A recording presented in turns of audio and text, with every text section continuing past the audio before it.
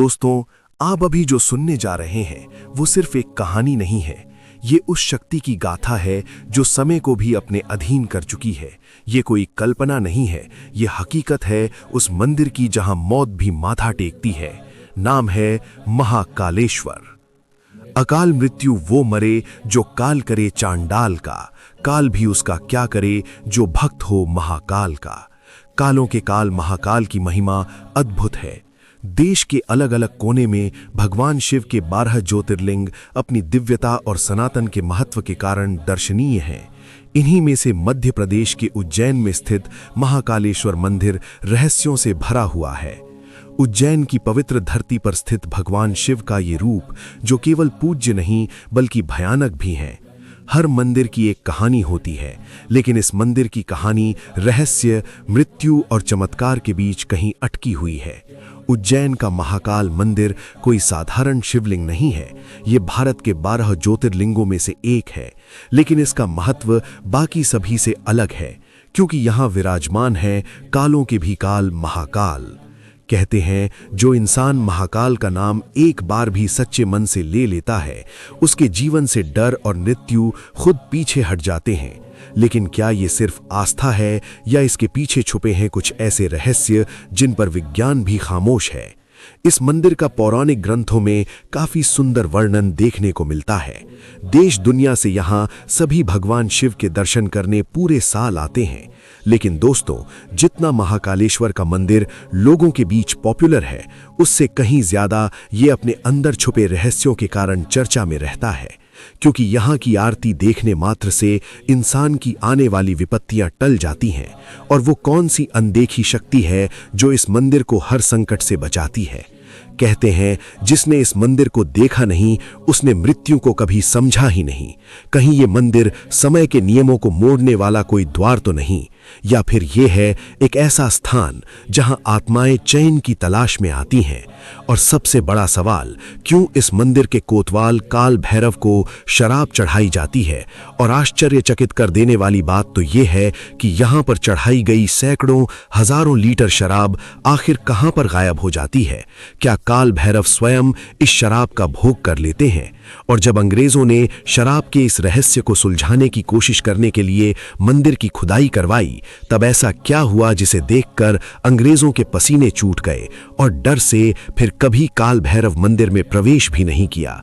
इतिहास में ऐसी कौन सी घटनाएं घटी हैं जिसकी वजह से उज्जैन में कोई भी मंत्री या प्रधानमंत्री रात नहीं ठहरता? और मध्य प्रदेश के मुख्यमंत्री मोहन यादव ने इस परंपरा को किस तरह से तोड़ा और उन्हें कुछ क्यों नहीं हुआ? आखिर क्यों? कौन सा रहस्य छिपा है? इन तमाम सवालों के जवाब आपको आज की इस वीडियो में जानने को मिलने वाले हैं। इसलिए आज की ये वीडियो काफी इंटरेस्टिंग होने वाली है, तो इस वीडियो को आप शुरू से लेकर अंत तक पूरा देखें। तो चलिए महाकाल का नाम लेकर वीडियो की शुरुआत करते हैं। दोस्तों, महाकालेश्वर मंदिर के रहस्य को जानने से पहले हम ये मंदिर किस तरह से बना था और इस मंदिर का इतिहास क्या है, इसके बारे में जानेंगे। एक अलौकिक शांति का माहौल था। उनका महल सुबह शाम भगवान शिव की आराधना, रुद्राभिषेक और मंत्रोच्चारण से गूंजता रहता था। राजा की मित्रता शिव के परम गण मणिभद्र से थी। मणिभद्र जो स्वयं कैलाशवासी थे, एक बार जब उज्जैनी आए तो उन्होंने चंद्रसेन को एक अनोखी चिंतामणि भेंट की। ये कोई साधारण रत्न नहीं था।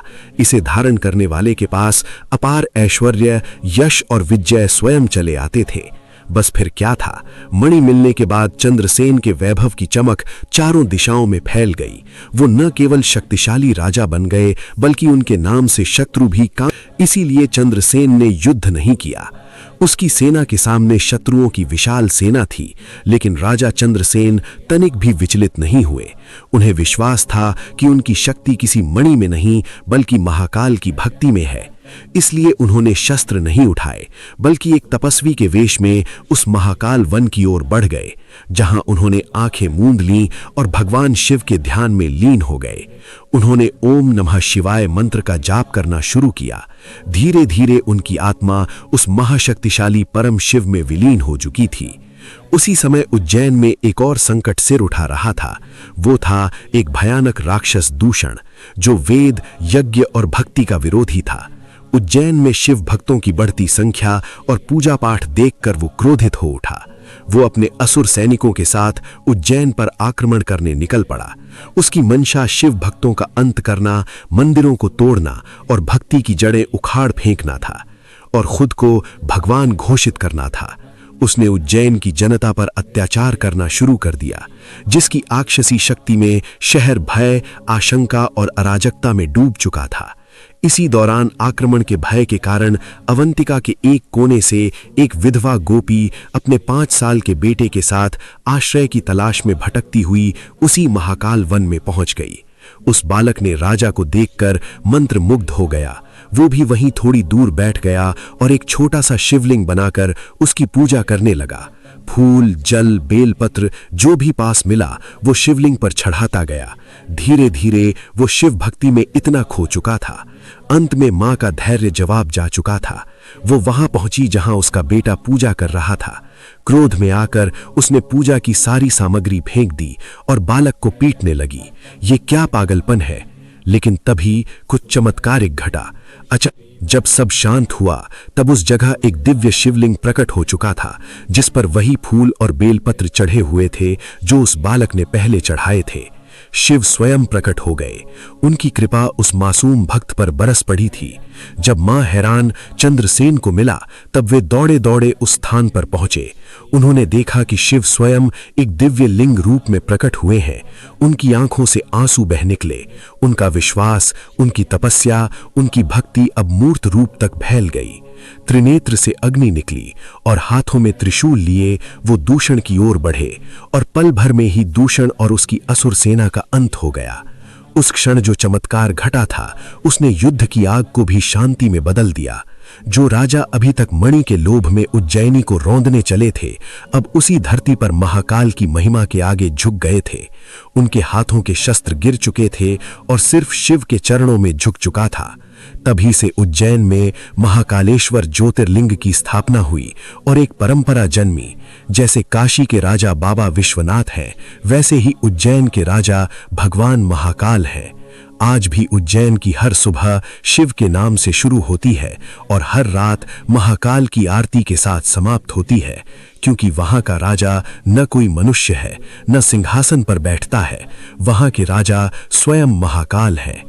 पौराणिक दृष्टिकोण से तो हमने जान लिया है कि महाकालेश्वर मंदिर का निर्माण कैसे हुआ था, लेकिन इस मंदिर ने भी बहुत सारे उतार चढ़ाव देखे हैं, जिसमें मुगल काल में बहुत बार इस मंदिर को नुकसान पहुंचाने का प्रयास किया गया था।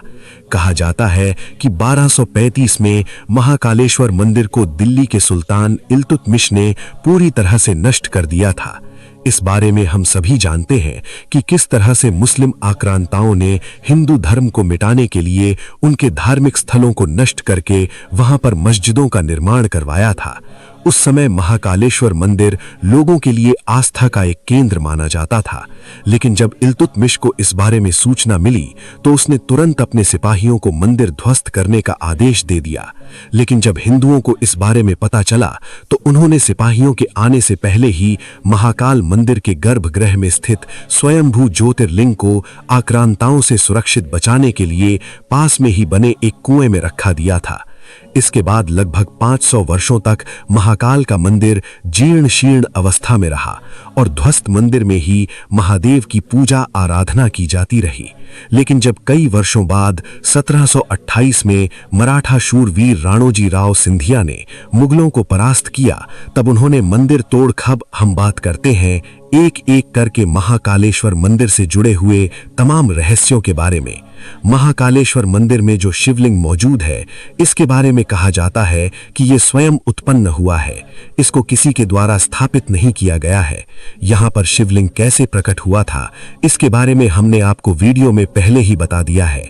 महाकालेश्वर मंदिर में जो भी श्रद्धालु आता है, उसे खुद अनुभूति होती है कि वास्तव में यहाँ पर मौजूद शिवलिंग दैवीय ऊर्जा से भरपूर है। भक्तों का मानना है कि महाकालेश्वर के शिवलिंग में उनकी गहरी इच्छाओं को पूरा करने और उन्हें बुरी शक्तियों से सुरक्षा प्रदान करने की शक्ति है। महाकालेश्वर मंदिर के शिखर के ठीक ऊपर कर्क रेखा गुजरती है, इसलिए इसे पृथ्वी का नाभि स्थल भी कहा जाता है। सावन के महीने में दूर दूर से लोग महाकालेश्वर मंदिर आते हैं। पवित्र महीने के सोमवार को महाकाल के दर्शन बेहद शुभ माने जाते हैं। यहाँ कण कण में शिव का वास है। ये भक्ति, आस्था और आराधना का वो दरबार है जहाँ भक्तों के सभी कष्टों का निवारण होता है और अंत में मोक्ष प्राप्त होता है। महाकालेश्वर मंदिर के ज्योतिर्लिंग की सबसे खास बात यह है कि ये एकमात्र दक्षिण मुखी ज्योतिर्लिंग है। हिंदू धर्म शास्त्रों के अनुसार दक्षिण दिशा मृत्यु और परलोक से जुड़ी है। यही वजह है कि महाकाल के रूप में भगवान शिव इस दिशा में नंबर 2, नागचंद्रेश्वर मंदिर से जुड़ा रहस्य। उज्जैन का महाकाल मंदिर 3 तलों में बना हुआ है। सबसे नीचे वाले तल में जहां पर साक्षात महादेव का ज्योतिर्लिंग स्थापित है, वहीं मध्य तल में भगवान शिव को ओंकारेश्वर के रूप में पूजा जाता है।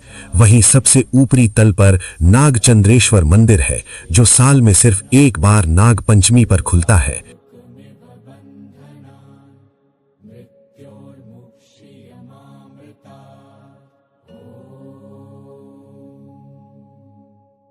त्र्यम्बकं यजामहे सुगन्धिं पुष्टिवर्धनम् उर्वारुकमिव बन्धनान् मृत्योर्मुक्षीयमामृतात्।